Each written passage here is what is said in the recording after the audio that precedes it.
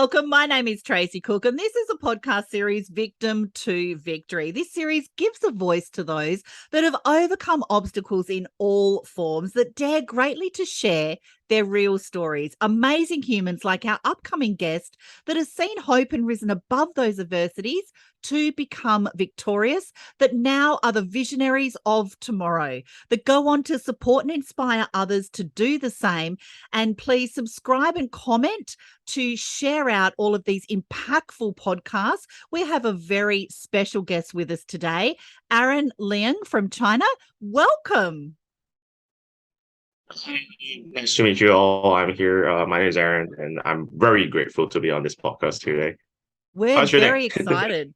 We're very excited to have you because you are an absolute powerhouse. We're pre-show talking, and you are a world champion impromptu speaker, a TEDx head coach. You're also really experienced in the public speaking arena with your own public speaking studio. You are an NLP certified practitioner and a virtual and holographic expert and an international keynote speaker, a senior corporate trainer. You are absolutely amazing. I know how much you are advocating for speaking, being real, being authentic, and showing a professionalism at a level that most people don't actually get to experience or see. Aaron, you're a powerhouse. How did you get to this position, and where does your story start?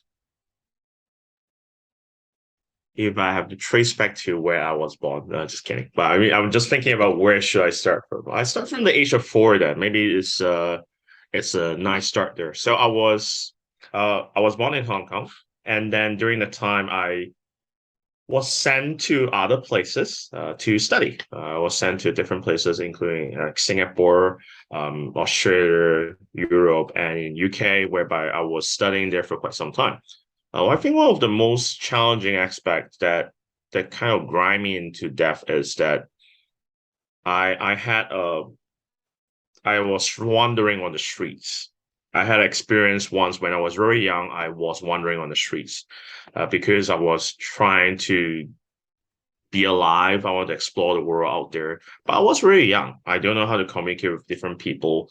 I simply just try to seek for help. So I ran away from home a little bit. And then that time it was due to personal reasons why I ran it. So don't worry, don't send police to catch me, although they caught me in the end. So that time I had the most extraordinary adventure whereby I start to communicate with different people. I start to knock on doors for survival. And it's very unique because at a young age, around 4 to 5, you wouldn't be doing that. You don't even know your ABCs. And communication would be hard at that time. So I knock to the doors and then maybe ask for a bottle of water, find a place to stay. For a young kid, there's only hopes for survival. But then that actually allows me to meet awesome people that talk to, they care about me. I start to feel the warmth in the world instead of being sent to a foreign place whereby I am very new and I don't know what I'm doing there. So it's just for education that my parents make the best decision for me at that time, due to various consideration. And as I go along through the experience, I've met 3 people that changed my life in a way. Number one would be a pianist. Actually, that pianist has passed on, but that pianist have left me a melody of life. A melody of life meaning always stay positive in doing a lot of different things. Because when you maintain positivity, you have different innovations and aspirations to go for, ideas that strikes you. And then number 2, there is which basically a grandpa, or elderly figure that was playing Chinese chess. I have a very strict addict to Chinese chess. I was playing with Chinese chess, and he was sharing with me a lot of wisdoms. That's where I spend most of my time loitering on the streets to get alive, and then I learned and master Chinese chess, which is a game. It's just it's different from the international chess. It's a tactical chess that has certain restrictions that is not as flexible as international. And then that person came on sharing live experience that at that time I don't understand much. until now, like I start to reflect, yes, I have realized that what he was sharing was gold. So this person had lived a lot of quotes and wisdom. And finally, the last person that really inspired me is the auntie. Basically, she actually made a very nice pot of fried rice, and that's the exact warmth that I was needing because I was starving on the streets. So it means let me know about gratitude and also appreciation that things that are given to you is not a fixed given, but always appreciate people's gratitude along the way. So I start going by there, learn my life lessons until my secondary school days where I was severely bullied. Severely bullied whereby basically there's a big prejudice in Singapore at that time. And I was facing a lot of different school bullying, and teachers were even bullied too. Even the teachers were bullied. So it was kind of settling in some way. And I lost my voice. The voice that I had when I was young, I still try to be curious. I start to really engage with people. I lost it totally that time. I was becoming very introvert. I stopped trusting anyone. And even one of my most dearest person has passed on at that time. So lots of losses, lots of downs. And I actually wanted to end my life that time because I thought there's nothing to hope for. So for the next 2 years, I start to lament over the death of my dearest friend. And it took me 1 to 2 years to get out of it. So after that, I realized that many people who are alive, they have stories to tell. They have dreams, they have aspirations. But then if they passed on, even if they have that dream, it's no longer a legacy that can be passed on to many generations. So that's why I started my career in terms of public speaking, finding my voice, really finding people's voice along the way. So I started public speaking when I was 18. I was dragged by my dad to Dell Carnegie. It's a company basically trading on communication and leadership. He thought that I needed friends. When I was super emo, I stay in my room. Imagine a method whereby I was stuck in my room in a dark place, no windows, just close my curtains because I do not want to go out there and trust anyone anymore. That's how bad I was feeling. But as it goes along, I start to realize that sharing stories really helped me to get over my own situation. So I was thinking, wow, public speaking has healing effects. And also not just that, it helps people to find a voice, find the confidence, get the opportunities out there. So that's where I started my own career when I was 18. That time I was still like a very nice thin gentleman that time that is striving for ambition to speak, only speak. But as the time goes along, there are different ups and downs. And I start to be an enthusiast to refine, innovate new speaking styles and ideas. And I discovered that over my 16 years of experience in public speaking industry, I have a lot of different people. Help a lot of people in terms of an orphanage, hospitals, even prisoners to find voice, and also people with disabilities. And start to refine it. Like currently we have online recording on Zoom, right? We also have the situation whereby now it's the hybrid era or the virtual era whereby communications will be online. I started knowing the factors back in the days. Back in the days like 2009, I asked myself one question: what happens if we stop face-to-face communication? What are the backup plans? And then I start to refine on this, and I have over like 13 years of experience just in this field that many Fortune 500 companies are seeking for, and I help them to elevate even more. So that's why I become the expert in this field. But most importantly is I dedicate myself with a live mission, 50,000 people every single year to help on public speaking, to help them to elevate it. That's my goal. I achieved this goal 3 years in a row already. So it's a pretty good achievement. We still keep on doing it for a lifetime. So that's what I would be like dedicated for as a life mission. In 50 years' time, I actually plan to start out my public speaking university. So it's not just I founded my own studio. I actually wish that it becomes a university that's publicly recognized so that education is not the key thing, but skill set is the key thing. So everyone has that skill in their voice, in their stories. So that's where I start with my vision of that. I love how you took us through a journey of that 4-year-old that's knocking on doors, and through the bullying, you've lost your voice. And I think Les Brown once said as well that the graveyard is the most expensive real estate on earth because that's where our dreams go to die.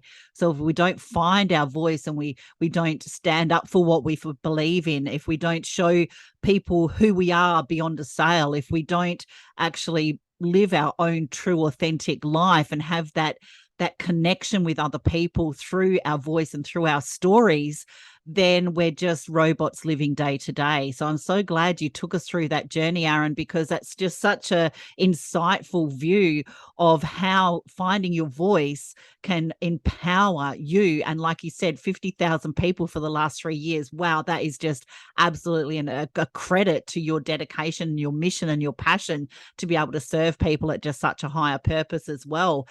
So on your journey now, where you are now, you're helping there's 50,000 people for the last 3 years going through your public speaking program. You've been on a TEDx stage. You're an impromptu world champion.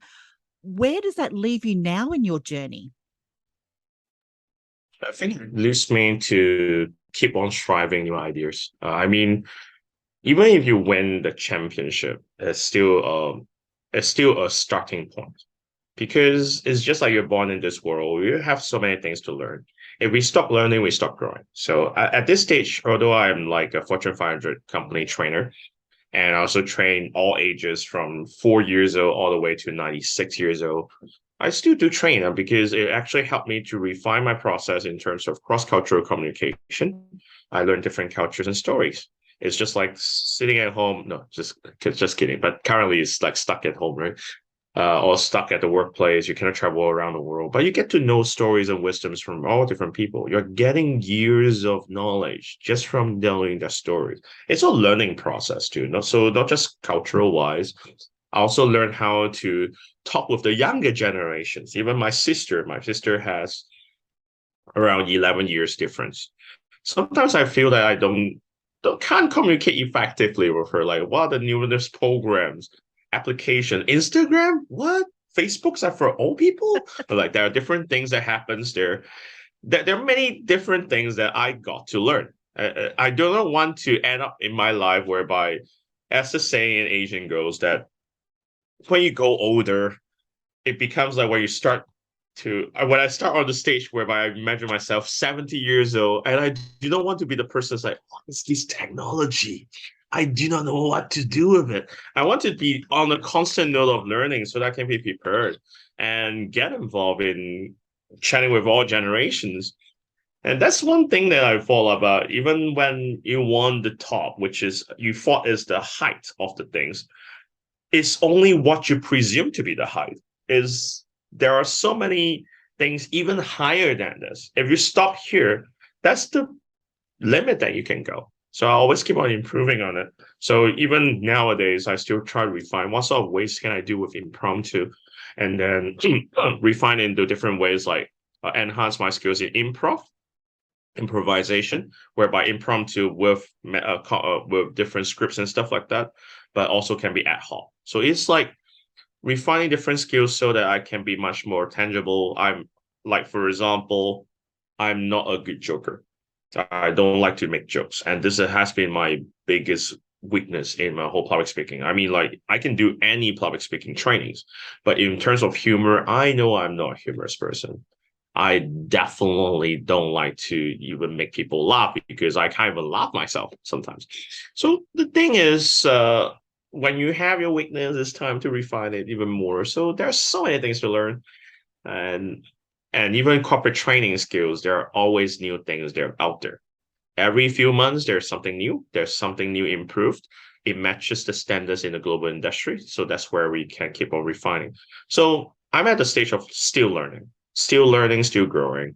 But the only difference is I get older with a very naive mind that says, I want to learn everything in the world as my lifetime. I do not want to live a life without regrets. I do not want to live. I do want to live with the regrets. Yeah. See, that's what happens when you're in the flow. I love how you really touched on living the life, with no regrets as well. Because if we don't evolve, I mean, how many times do we speak to kind of an older or senior generation and they're like, oh, I'm too old to learn that. No, you're not. You're not too old to learn it. You just don't want to because you've fallen into your lot in life and you just think, oh, I'll just ride it out until the end now.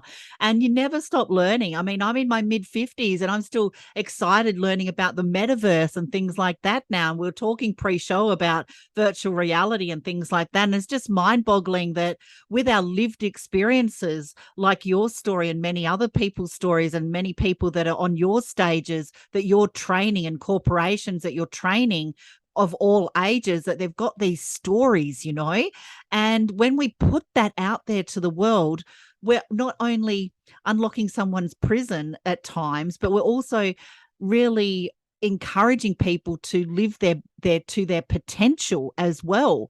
And that's what stories do. What's the biggest thing that you've seen through your experience with people telling their stories? What would you say the biggest thing that stands out to you is? I was thinking about there were two incidents where I was saying. Number one big incident is that when you're noticing on the stage there is an awesome speaker, very inspirational, and after the speech, that person comes up to me and say, "This speech is dedicated to you. You inspired me to change who I am today." So I mean, like that is like a touching moment whereby you, as a speaker, there are so many people that we speak to. We cannot be, I mean, like possibly record or know every single one that we have helped.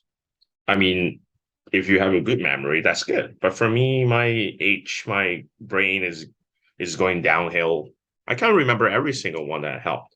But when there's a speaker that has been changed or transformed due to what you say, inspirational speeches or like personal stories, you feel that it's worth doing what you believed in. It's something that keeps on my passion. So this is one incident that really transformed me so much more. And the other one, I mean, I have trained companies like Alibaba, Tencent, Google, Microsoft. You name the top 500, around like 80% I do trade it. But one of the most impactful moment is when I was doing trainings in a hospital. And this is a project with hospital patients with terminal ill diagnosed. I mean, like they are terminally ill. And they are living like in a condition whereby it's like a hopeless state. They don't want to talk with people anymore. They simply just feel that life isn't worth living for. It reminds me of the days whereby I wanted to end. I mean, in my lifetime, I wanted to end twice. One is that time. The other time was actually a couple of years ago, whereby I simply lost in my belief in trusting and a nonprofit organization. But then the thing is, when I look at them, I start to see pictures of myself. That what do I really want at that moment? Is it that sometimes I just want to live in hopelessness? It's not. It's because they have fought, they have tried, they do not know what to do next. So I started programs. Have been doing that for quite a long time already, like for the past 10 years. Programs for different hospitals around the world to start a speaking program to help them to share their stories, just like what we're doing here. It's more practical. I help them to connect with different people that they want to share with. It's not just one fixed host, but like they want to talk with some very famous individuals. I help them to connect with, if possible, in my abilities. If not, then I can help them to craft their whole video and then help them to send to it, even though we may not expect a reply.